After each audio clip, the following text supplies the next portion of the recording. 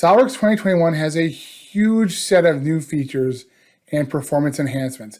Let's take a closer look at some of them right now. SOLIDWORKS Electrical Routing 2021, we've enhanced the ability to route wires through clips. Let's take a look at these two wires here and route them through some more clips. All I have to do is edit the route to gain access to the wires themselves. And then I'm going to use the enhanced route edit through clip command in SOLIDWORKS Electrical Routing 2021.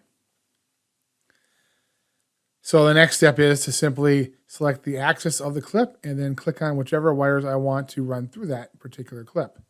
You'll see over on the left here, we have properties to allow me to specify an offset from the axis of the clip, or I can merge everything into one point at that location, or I can have the system auto-arrange the wires through the clip. We'll do that there. Let's do another one on the other end here. Again, I'm still in the same command, so I'll just pick the clip axis, pick the wires that I want to run through that clip, and then I'll let it auto-arrange, and that's it. It really is that easy. So that's just some of what's new in SOLIDWORKS 2021.